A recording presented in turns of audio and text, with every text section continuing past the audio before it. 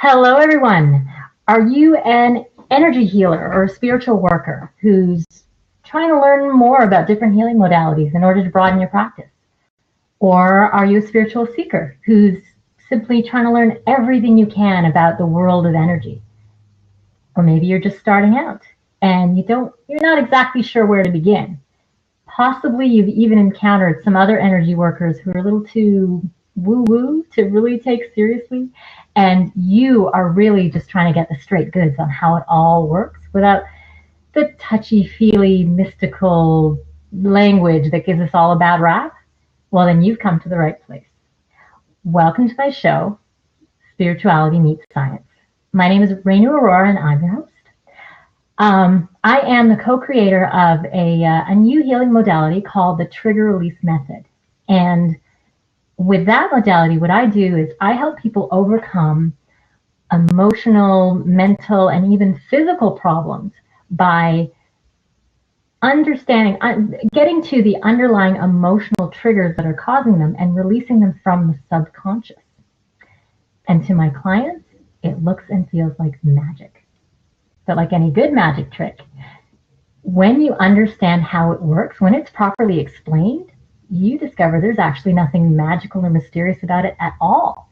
And with a little bit of research and understanding, you can create that same magic for yourself. So why am I here?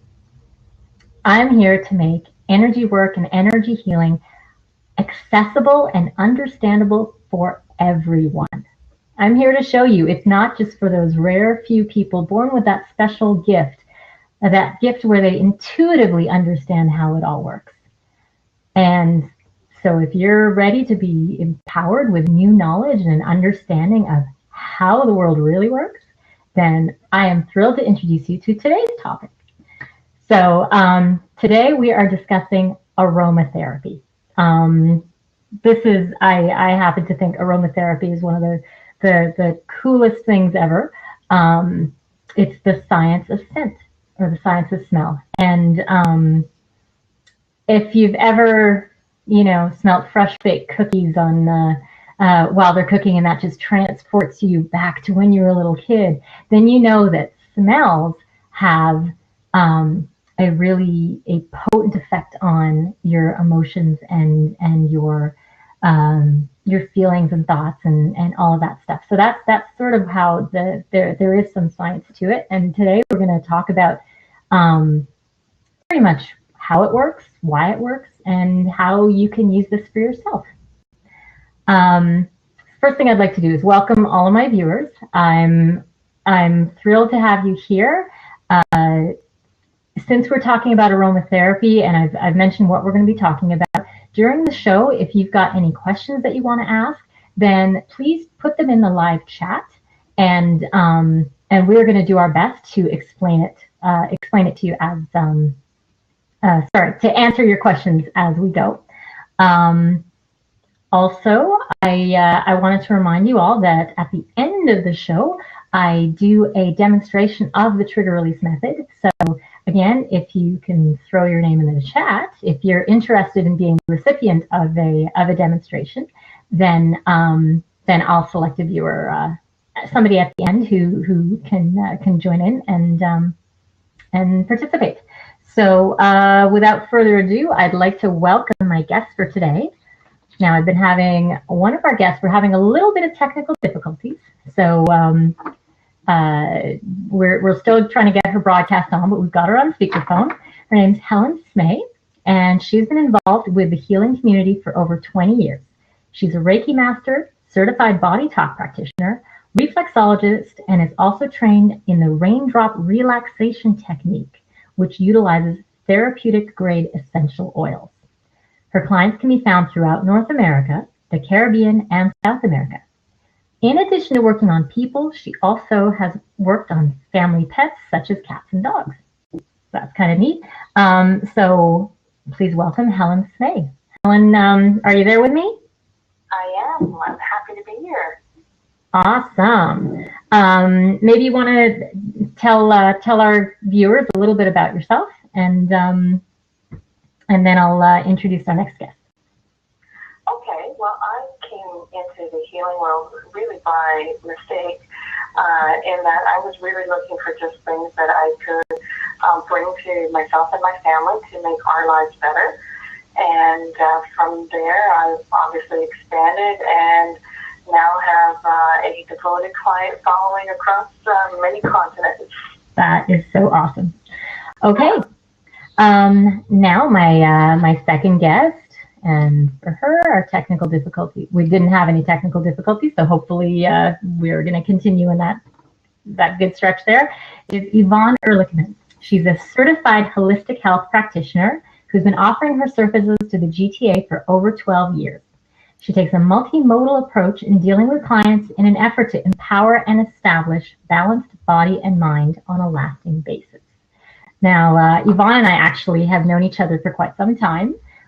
We met in my previous lifetime, is what it feels like. It was many years ago, before I started energy work, before I knew she was doing any kind of holistic healing, and right about the right time, we managed to connect, and we've been friends ever since.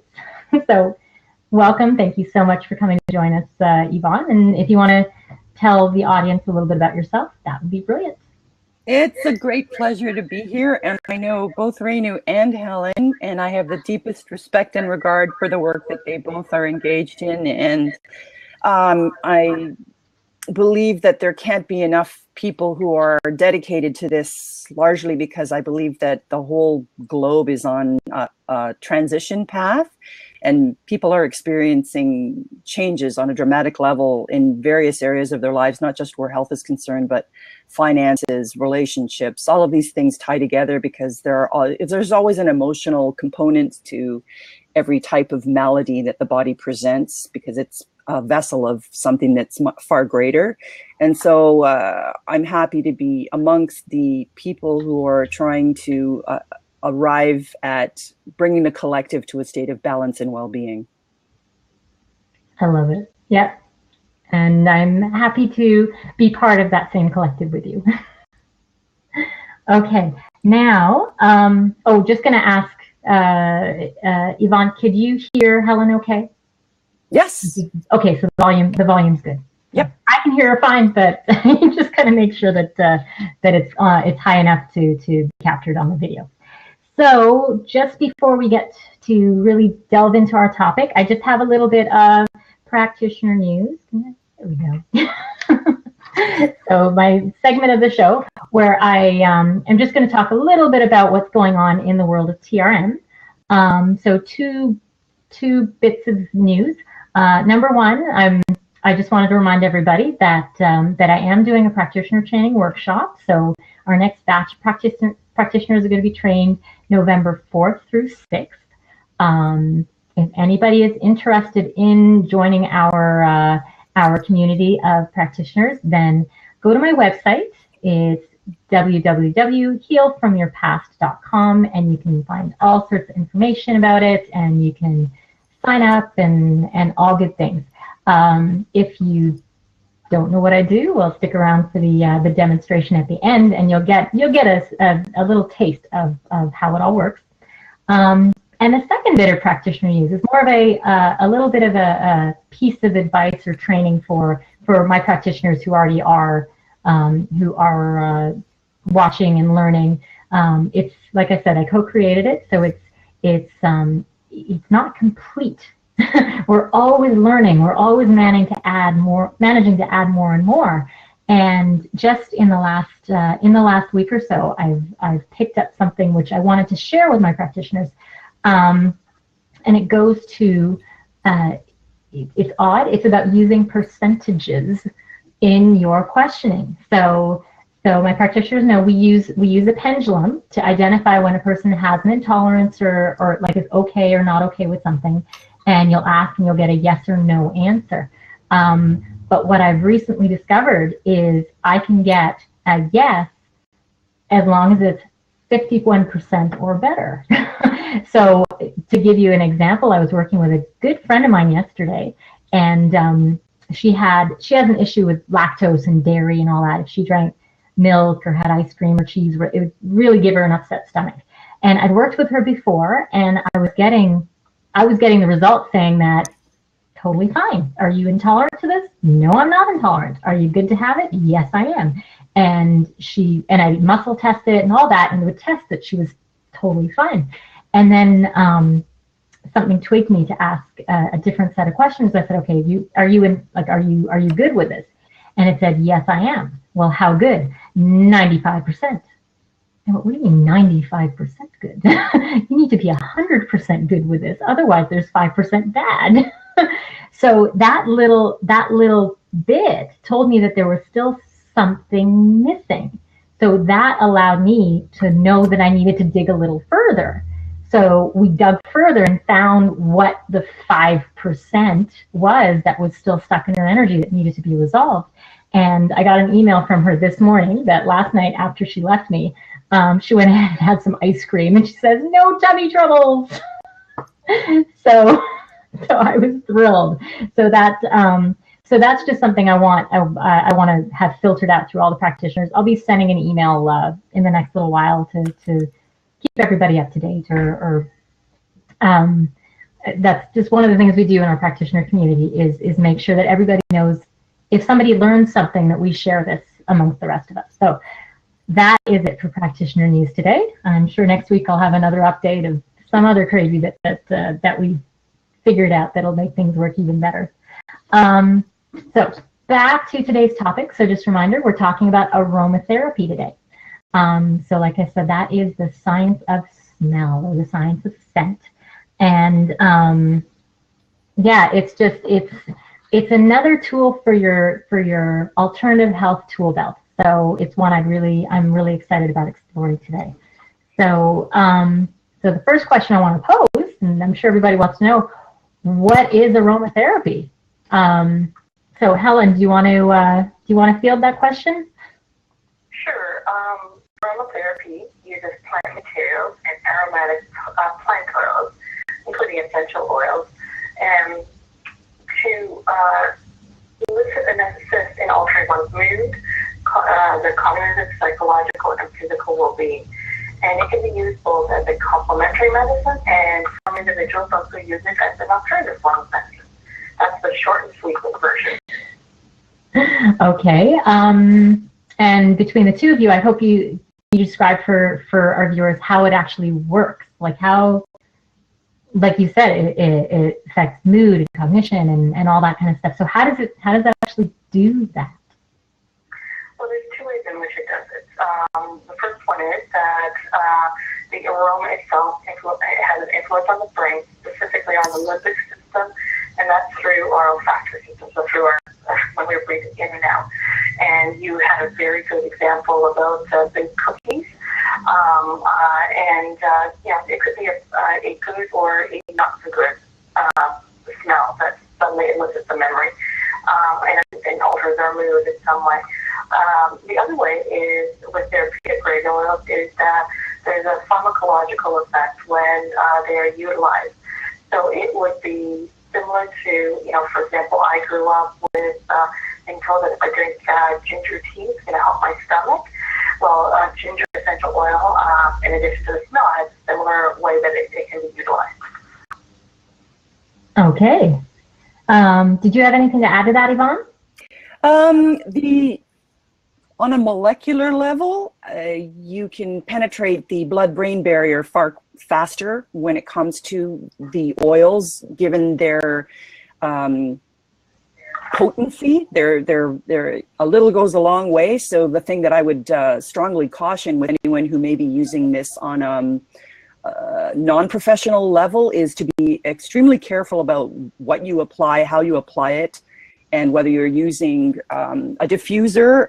The individual can go into overwhelm very quickly, so you shouldn't do this too much, largely because the concentration levels are very high. So that is my cautionary tale, is to try to approach this plant medicine with the respect that it deserves, and be sure that you're not overdoing it.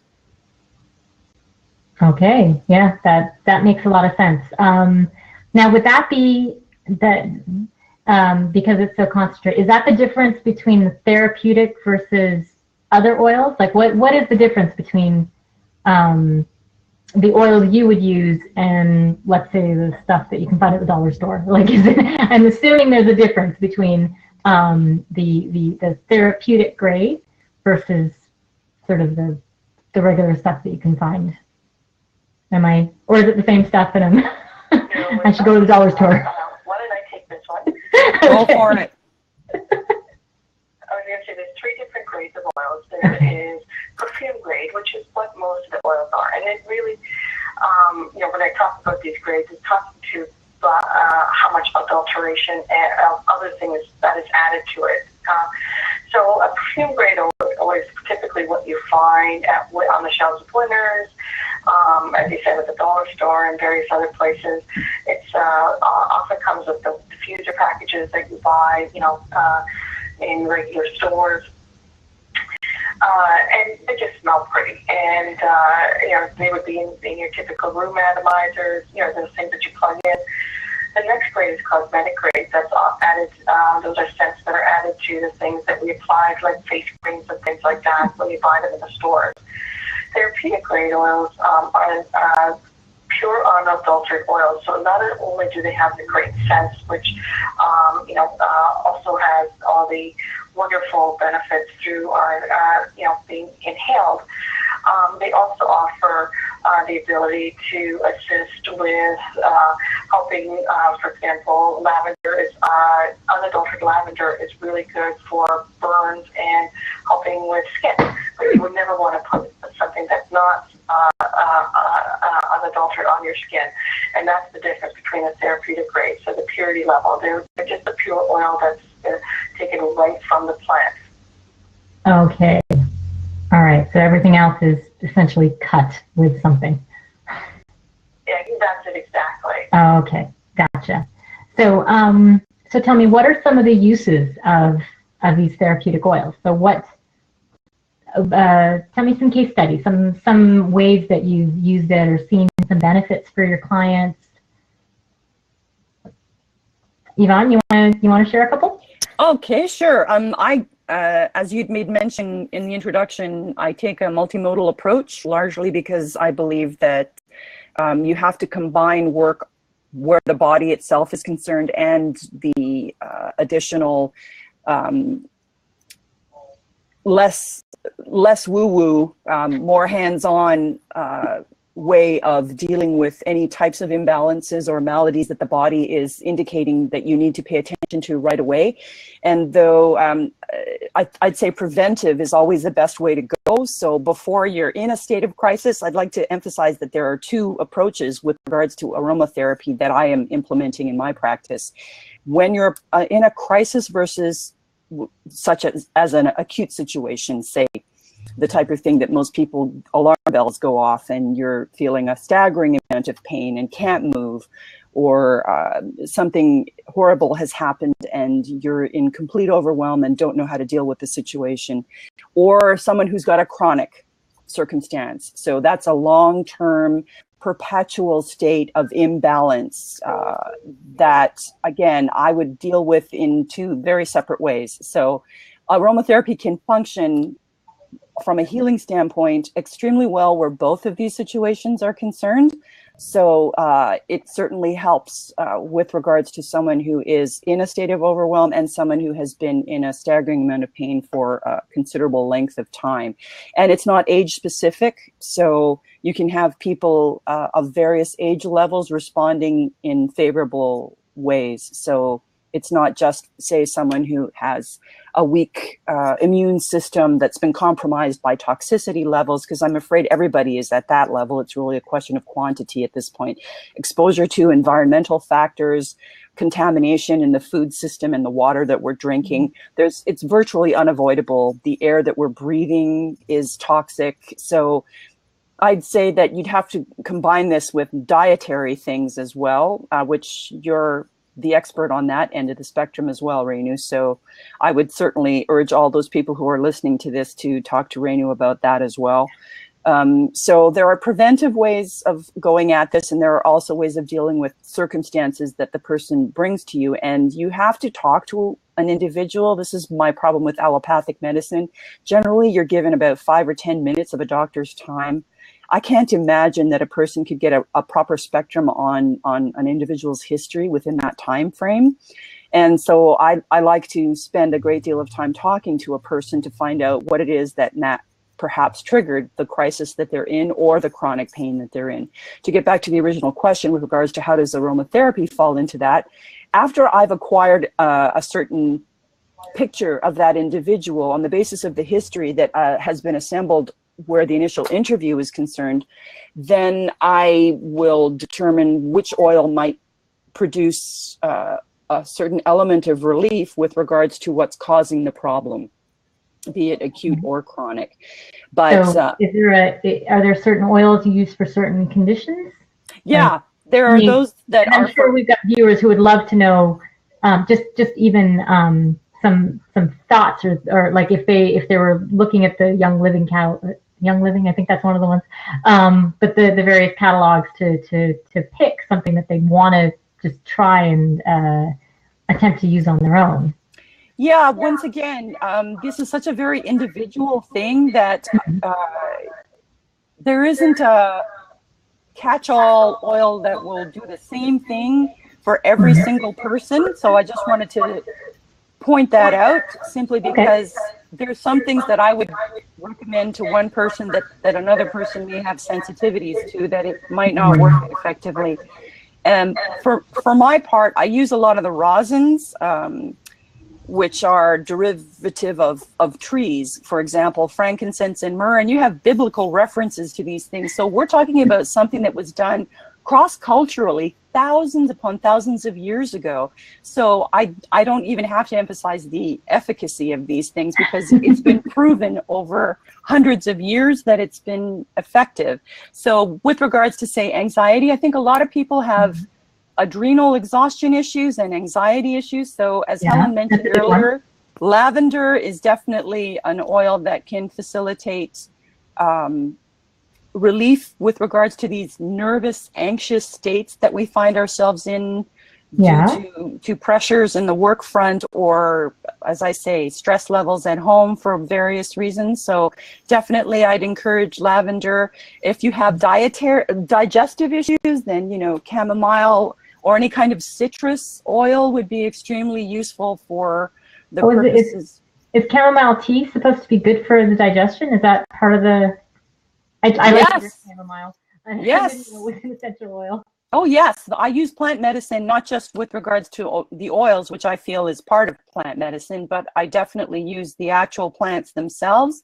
So infusions, which is tea is an infusion, use of infusions, I would strongly recommend for that purpose as well, because oils are generally done on a topical level. And if you're also combining that with tea, which is ingested, then you're getting a double dose of the goodness of that particular plant, which is always helpful. Okay, Helen, did you want to have a chance to add something in here? Yeah, the other thing that I wanted to point out is when utilizing the oils, the diffusers are very important, at least from a therapeutic oil standpoint. You always want to, people want to make sure that if they are using it in a diffuser, that it's cold air coming out, not warm, because the warm will degrade the therapeutic side of it. I do know that, you know, there's a number of oils that I love to use, especially at this time of year where the seasons are changing. One of them is called a Fuse Blend, and that's lemon, eucalyptus, rosemary, clove, and cinnamon bark. Kind of smells like pumpkin pie, if you want the truth. It's a really nice smell. What was the name of that blend again? I'm just going to write it in the chat box. Yeah, it's called Thieves. And it's, I said, why don't you write it in the chat box? Because I'm gonna, like, I can't. There was a group of people stealing from the people who passed, and they never seemed to catch the plane. Oh, see. And so when they were captured for a reduced sentence, they provided why. And what they were doing is they were utilizing these plants and rubbing it on their skin before they went in, and they never managed to catch the plague. So they did manage to get the jail time, but not the plague. It's a wonderful oil to help with the immune system, and diffusing it through a cold diffuser right now is a wonderful thing to do because it actually kills the bacteria in the air and helps to to not get cold. So it's something that I use very often on myself and my family, and also I make my own sort of cleaning products with it. So it's a triple whammy. That's pretty convenient. All right. All right. Well, that's given some ideas of what different oils people can use. Did you mention? Yeah, you mentioned ginger earlier. Is that an oil? Is that a, like you talked about digestion and stuff like that? I was just sort of picking up things which I could use myself. Yep, no, it is a wonderful digestive oil. Okay. And for people who may find it too strong, so this is where Yeah. it's great, because you can also put it on the bottoms of people's feet with a little bit of carrier oil. And Okay, what's a carrier oil? Ends up having doing the same thing. So what's a carrier oil? Like how do you? That would be like I say a coconut oil. You can use olive oil.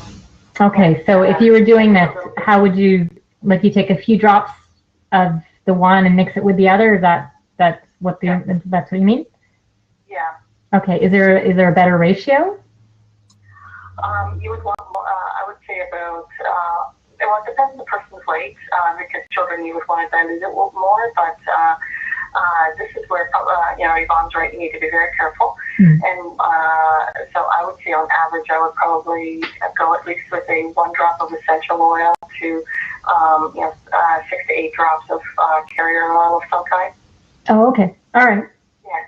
Yep, these are good tips for our audience to know. Okay, one last question for you both. What do you love about essential oils? Like what made you both choose this to be part of your healing practice? For me, I love the versatility. I can, I started using it for my family first in my household, and it then creeped into my healing practice.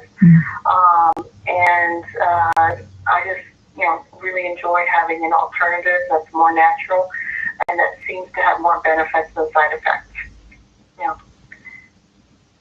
That's great. Yvonne, did you have anything to add or? Oh, I think the reasoning? sense of smell is a fundamental, very, very primitive part of the mechanism by which we perceive our surroundings. And I can't imagine that we could ignore that, because I certainly know that smells can make you feel great and smells can trigger staggeringly horrifying things. So one would want to aim for the positive side of that spectrum, but by the same token, if you need to do a healing, as you're doing, Renu, with your practice, people have associated smells with traumatic events, and the easier it gets with regards to what you have in your toolbox towards alleviating that permanently, then my objective is to empower a person on every possible level. So using your sense of smell to get you to that point is absolutely part and parcel of the whole process. Cool. I'm glad you mentioned, actually, I was really, I was saying earlier, aromatherapy is one of those things that it's exciting because it has to do with brain chemistry. And I have a background with biochemistry, and I love the neuro, I had a class all dedicated to brain chemistry and stuff like that way back when. And so when you mention exactly that, how the sense of smell is so powerful, Helen talked about the limbic system. I don't know if a lot of people know what that is. So before I let you go, I just wanted to because I love it so much, I'm just going to describe it. So the limbic system being, you've heard of the reptile brain, like the primitive brain, like that's the limbic system. So that's the combination of the thalamus, hypothalamus, amygdala, hippocampus, and the olfactory. So the olfactory is just the sense of smell. The thalamus has all the other senses. So the sense of smell is all by itself. Like there's one area with processes just smell. The hypothalamus, that triggers a whole bunch of hormones. Like that's the fight or flight response, and on the flip side, the rest and relaxation response. So it sends you into a tailspin or it pulls you out of it. And the hippocampus, that converts short-term memories to long-term memories. So now there are all these parts all clustered together into this little tiny area. You can imagine how you know, like all the senses combined with the formation of memory,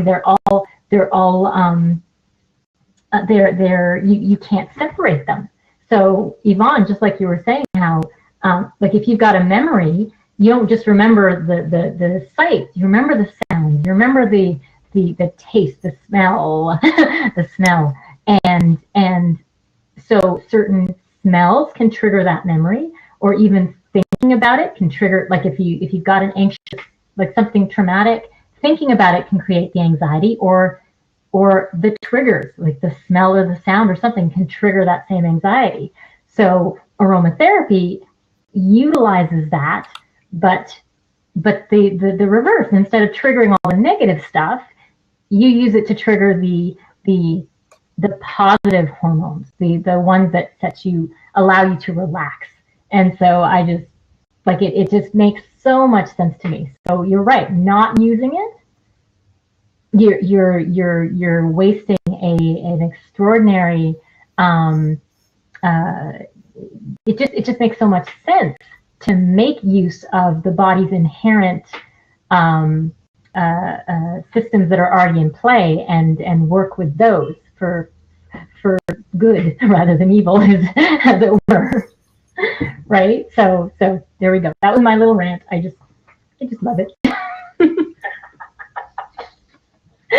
So thank you both so much for coming and sharing your insights into aromatherapy. I'm sure our viewers would have got a whole lot of super information out of it.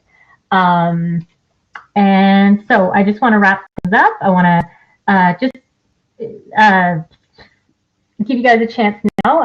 Like I said, thank you both very much for being here. I'll give you guys a moment each to give me some final thoughts, and please let our viewers know how they can reach you. Like if they want to have a session with you or get to know more about what you do, then by all means give them your contact information so you can carry this forward with them. So Helen, you came in first, so we'll let you do the wrap up first. Okay.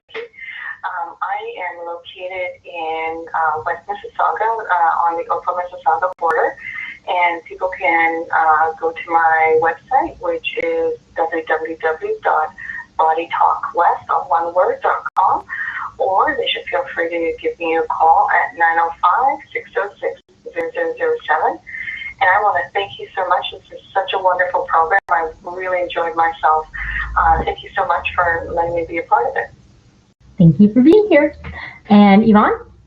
I can be reached via email at magicarrow777@yahoo.ca. I generally operate by word of mouth and get client referrals through that process. So I'd be happy to field any inquiries, whatever they may be. And I recommend both Helen and Renu with regards to the services that they are offering. They're a gift to this planet, and I'm very glad to be among them. Oh, and just, I'm sure they don't mind. Yvonne and Helen are both on Facebook. You can see Yvonne's name up there, but you don't know Helen. It's Helen Smeh, S-M-E-H. So if you didn't remember the others and you come back here, you can check them out through that way and connect. I'm sure they'll be your friends. Yes. So that's it for our discussion on aromatherapy. Next week's topic is going to be crystal therapy. That's another one I'm excited about. So so we're going to discuss the science behind crystals and how people utilize various crystals to work in their own in that form of healing practice as well. So you won't want to miss that one. If you want to receive notifications about the show, then follow me on Facebook, and I'll certainly be plugging it there. Or again, go to my website. You can sign up for my newsletter. In fact, you can also sign up to receive a free demo.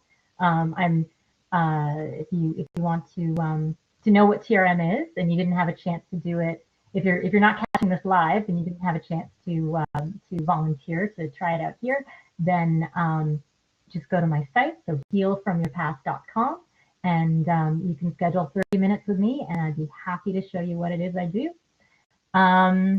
And please, if you like the show, share it with your friends and let everybody know what we're doing. And now the last thing, so that's pretty much the show. What I was telling my viewers from before, and I mentioned it earlier, I typically do a demonstration of TRM at the end of the show, and I didn't have anybody on the live chat indicating that they wanted to be a volunteer. So Helen or Yvonne, does either of you maybe want to have a little experience with TRM?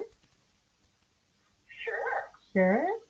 Yvonne's actually had a chance to do it before, so that's why she's being quiet. Oh, I highly recommend it. So, Yvonne, you're welcome. You're welcome to stay and listen in. This is going to be recorded, and I get to see your bright, shiny face there instead of just my own. But we'll be doing this on the phone with Helen. So, all right, let me describe what it is that we do. So for trigger release, normally the way it works is I would, like if a person was coming for a session, then they come in with their problem. So I work a lot with anxiety, and this is my little banner behind me. I take that to my shows. So I work with anxiety, I work with food out. Like I said, I had my friend who had a dairy problem, which we finally eliminated for her. Environmental issues, negative, like limiting beliefs, all sorts of stuff. I think we worked on Yvonne's husband's back pain. I think that's what it was. Yeah. Yep. So all sorts of stuff. But a session, like actually working through a problem, can be convoluted. There can be a whole lot of stuff there. It won't necessarily be a short session to get to the root of it. So, so what I do when I'm just doing a straight up demonstration is I will basically flip it on its head. So a session would say, here's your problem, ask your subconscious what's underneath it. For oh, I just lost Helen. I'm just going to try recalling her. So now I know she's logged in, so she can see me on her screen, but I don't see her here. Hello. Oh, I hope her phone didn't die at exactly the wrong time. Oh, I got a machine. That's not good. I'm thinking maybe we're not doing this today. Let's see if she can join in. Maybe it's going to work right when we need it to. Who knows? Are we going to get lucky?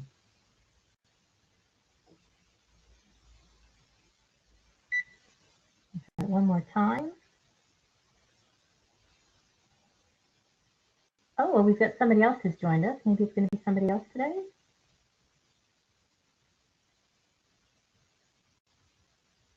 I'm having problems reaching.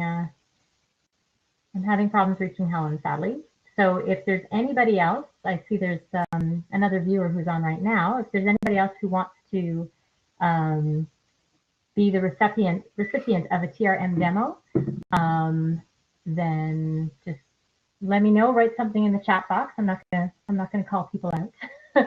But otherwise, maybe Yvonne, like, do you want to do a demo just so that okay, hang on. Helen just sent me an email. We'll see what that was all about. Just lost you on my phone. Uh-oh, that's what she said. And yeah, I got that. Oh, sigh. What do we call it? Mercury in retrograde? Is that blame it on Mercury. This is what I'm told to do these days. Enough tech issues. Yvonne, do you want to do a demo, or I really don't have anything to ask right now. I really don't have anything to ask right now in terms of. Oh no, that's not how it works. So what I was saying is I usually flip it on its head, and I will find out if your subconscious is hanging on to something that it would like to see released. So we just find out if there's anything it wants to purge. All right. Yeah, you're good to go. All right, let's try it. Let's try this. Okay, so can I connect with Yvonne? And okay, I'm going to try and move up a little bit to be able to see what the pendulum is doing. I'll probably get cut off the screen, but you can see the pendulum. That's fun. Oh, no, I'm okay. So, can I connect with Yvonne? Yes. Do I have permission to access all aspects of your unconscious and conscious, physical and spiritual, and across the timeline? Yep, we're good to go. All right, so asking your subconscious, do you have a life event that is seeking acknowledgement and, well, that's seeking to be released? And it says, yeah, it's got something. So what we're going to do is basically find out what it is. So we're looking for pretty much the most important thing that you've been holding on to, that your subconscious has been trying to get your attention, but we just haven't gotten to it to resolve it. And what we're going to do is let it go. So first, is there any drama around the event? Oh, no drama. That's awesome. When there's drama, it means it's a little uncomfortable and you don't necessarily want to talk about it. And it's one of those reasons why people don't take care of their own stuff. It's because it's too uncomfortable to look at. But you're good. You got no drama. All right. So how many clues will help figure out what this life event is? 1 clue? 2 clues? Just 1 clue is going to help us? Okay. Is it column A? Nope. B? Nope. C? C, 1 through 10, 11 through 20, 21 through 30, 31. C, 31. What is C, 31?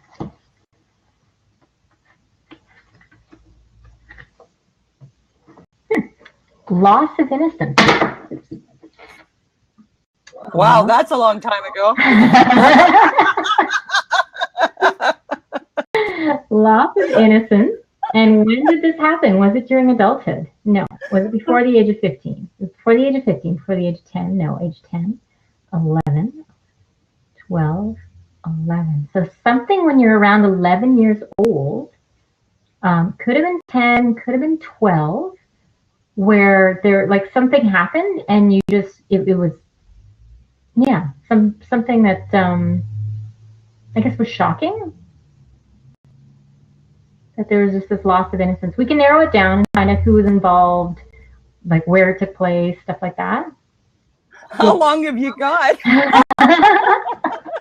Or was that a really tumultuous year?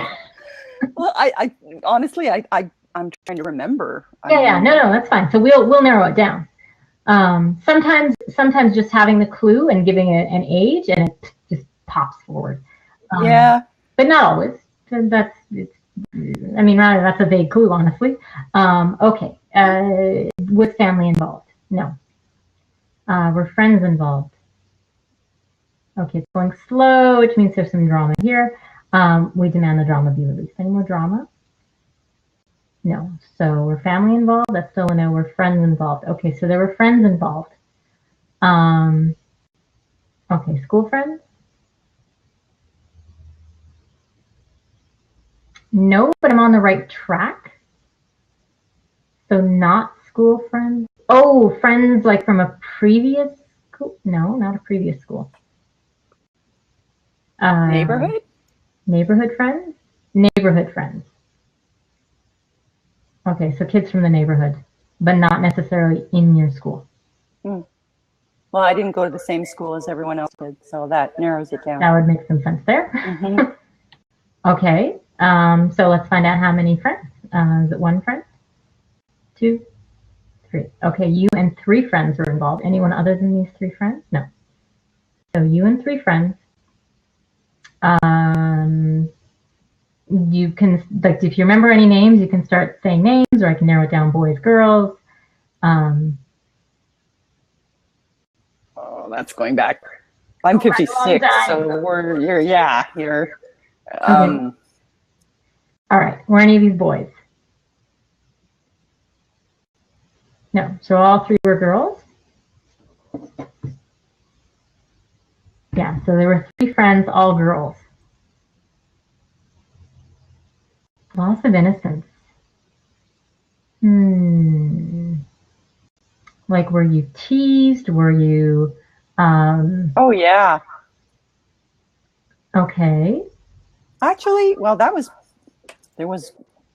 when you said there was no drama, maybe it's because I don't. Well, no drama in the sense of you would be able to remember it.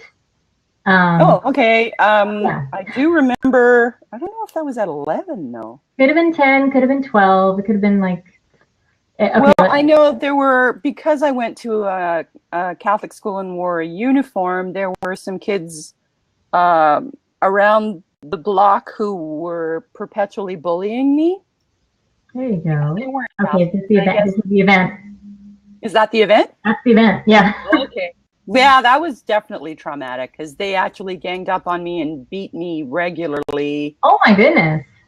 Like it was actually more than 3, but I think 3 were the main perpetrators. So I'd always have to explain to my mother why my stuff was ripped.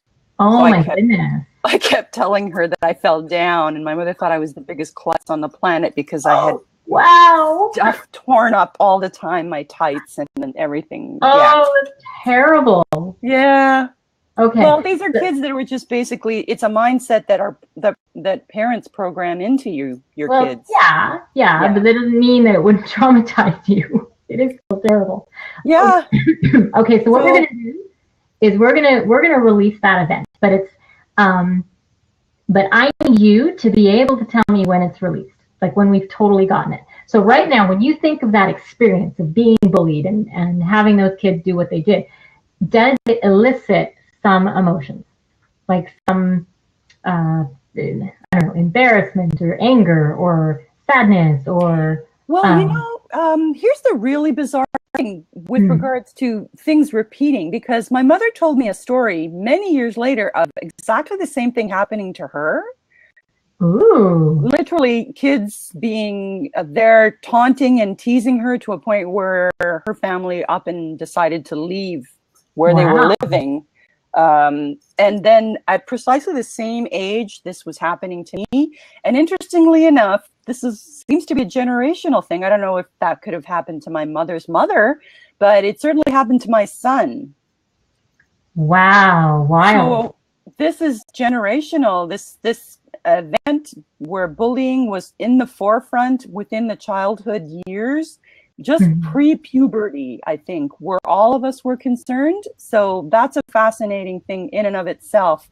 But to answer your question, the emotion that it generates from me is more in terms of when I compare. The reason I mention this is because I get upset at the thought of it having happened to my son more so than it happened to me. Okay. So the emotion that's generated is largely a consequence of being upset by the fact that this had repeated. Okay. For my son. Let's see if that's. I mean, that might be like that's still. It is still triggering you in some way. Thinking about that is triggering something, and that would be good enough for me to work with. Okay. So now that we know it's there, we need to release it. So in order to release it, let's find out: are there lessons that need to be anchored? No. A core belief that needs to be released? Yes.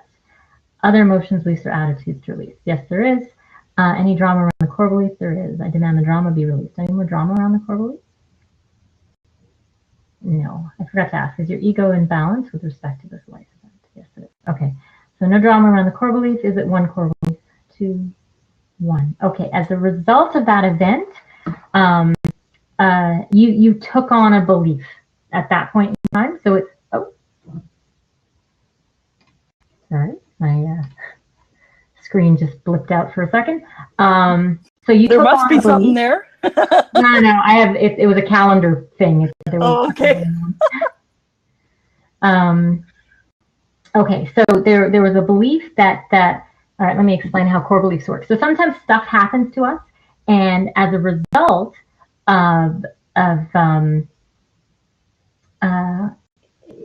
it traumatizes us in such a way that if we don't understand why it's happening, that actually makes us more uncomfortable than having a negative reason about ourselves. So this bullying is taking place, and our question is, why is this happening? Like, why am I going through this? Why me? And our subconscious, something about human nature is we hate to leave that question unanswered. We would rather have a reason for it. like a reason for experiencing what we are going through, even if it's a negative reason about ourselves, even if it is something like, oh, well, it's happening because I can't stand up for myself, or because I'm so unworthy, I deserve it, or so. Like, we'd rather have a reason, something to hold on to, than just say, well, I don't know. I don't know why I'm going through this. So so our subconscious, it's a self-defense, it's a self-preservation technique. So what happens is, like I said, we take on this belief in order to get us through that experience. But the problem is, once the experience is done and over with, sometimes our subconscious continues to hold on to that belief. And so now we see the world filtered through that belief about ourselves. Even though, like, it wasn't even valid when it started, but we're still seeing the world through that because we haven't given ourselves a reason to let it go and release it. So you picked up a belief then, which there's a part of you that's still hanging on to.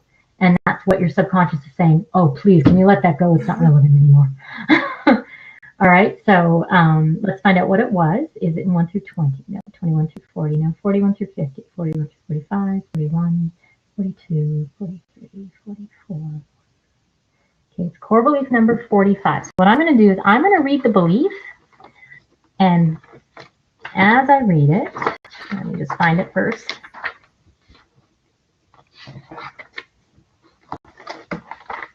Oh, interesting. All right, so as I read it, the pendulum's going to go, yep, that's me. That's my belief. And then I'm going to read the opposite. I'm going to read what we want your subconscious to believe instead. Because your subconscious, it doesn't change its mind without being given a really good reason to. So as I do that, it's initially going to go, no. Oh, maybe. Yeah, you know what?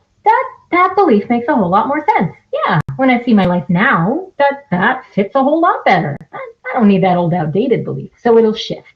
So you'll release that old belief from your system. So the belief that you picked up from that bullying event is, only if I prove myself by hard work will I receive praise. I can't take time for fun. And the opposite of that, I am the only one who needs to approve of what I do. Working for praise suffocates my true nature and puts a limit on my personal growth and understanding. As I complete each task to achieve each goal to my own satisfaction, I will give myself permission to celebrate me. By taking time out for fun, I re-energize my strengths, beliefs, and faith in my ability to be the best I can be. Okay, so it shifted.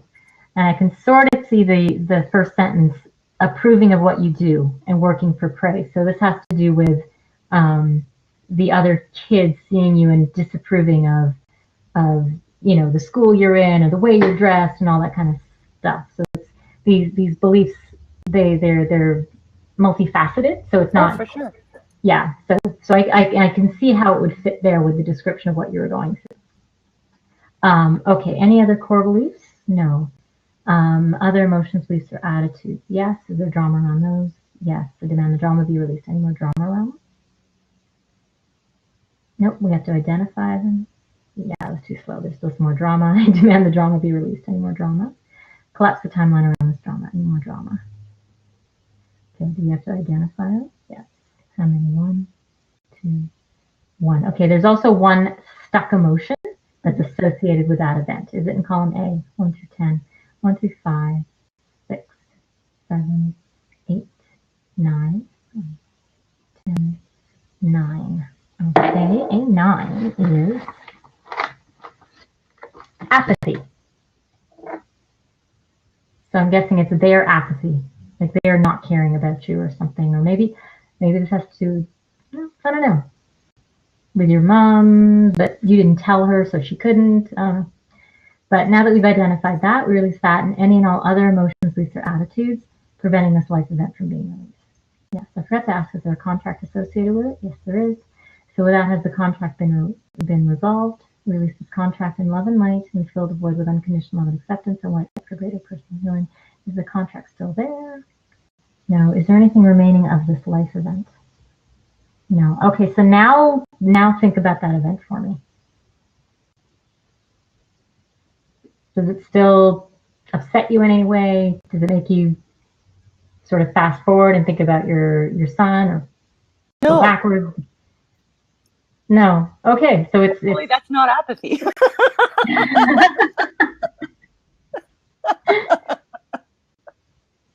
Well, actually, apathy. So not neutral to apathy. That's probably what it is. The stuck emotion, because apathy, I forgot, apathy goes both ways.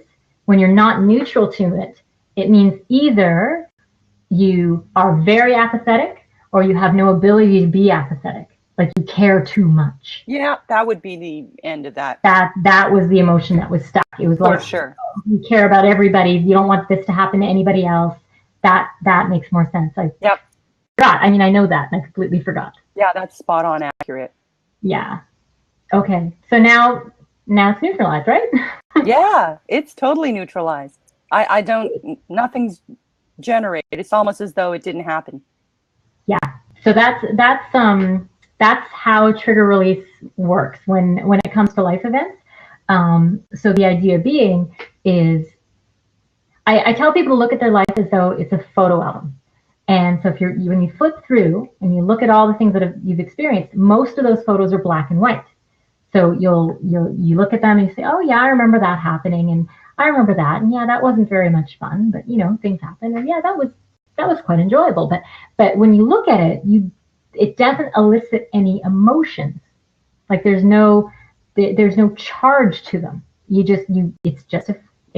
It's a fact. It's like reading a history book. Like it's like it didn't happen to you. You don't have any connection necessarily. An unresolved life event. So sometimes when you go through that picture album, there'll be pictures that are bright, vivid color, where you look at it and you remember all the details. You remember who said what to whom, and you feel so angry about that still. Or like it could have happened 40 years ago. In this case, it was somewhere around there. Add 40. So 30, 40, whatever. Like it's happened a long time ago, but you still, it's kind of like it happened yesterday. Like you still have, it's still really vivid. That's an unresolved event. That's something that's got an emotional charge left to it. There's something in there that needs to be resolved. That's the kind of stuff that your subconscious is trying to get your attention to resolve. So it's creating anxiety or dairy problems or an allergy to cats or something. It's doing that to try and get your attention. And so what we just did was we neutralized that picture. We drained the color out of that picture because that initially was an unresolved event. There was still something there that needed to be worked out. And now that's it. So your subconscious said that was the most pressing thing for you to address. So I don't know what's going to shift for you now. Like we just released a core belief and an emotion in there. So I don't know what that's going to do for you going forward, but something's going to shift. Oh, that I have no doubt of, because I've experienced this before, and I think this is an incredible blessing that I get a bonus of this, which wasn't even my field of vision, apart from, as I say, I honestly believe that what you're doing also impacts, as I mentioned, on a generational level. So the healing doesn't go only in one direction. And I'm distinctly of the opinion that my son will also reap the benefits of what you just did, because there seemed to have been this repetitive pattern. So whatever was within the cellular memory of that generational trauma, from my perspective, is gone. Yes. That's not a small thing. There was a contract. Yeah. There was a contract. So there was a contracted energy that was following your family along. So I appreciate your being a lawyer on that. Yep, contract resolved. It can take a hike now. It's done. Yeah. Bye-bye. Bye-bye. Moving on. And I think that's the end of our time. Thank you so much, Yvonne, for being my what's the word for that? I hate the word guinea pig because you're not a guinea pig. Willing recipient. My willing recipient. Somebody I could do my demonstration for. Absolutely. So my Call on subject. me. That's the word I want. My subject for today. And I think it's interesting that it would be bullying, because that seems, with the social That's media trigger for being you. what it is, it's a huge issue right now. Huge. Yeah. So I really am appreciative of the fact that this could be helpful to somebody who's experiencing this themselves here and now. Yeah. Okay. Yeah. Well, thank you so much. And on behalf of all the children on this planet who might be experiencing that now, somebody contact Renu if your family is in exactly that situation. you are such a dear. Okay. You're going to make me blush. I mean it. All right. Take care. I love you. Love you right back. Another time. Bye. Bye. Talk soon.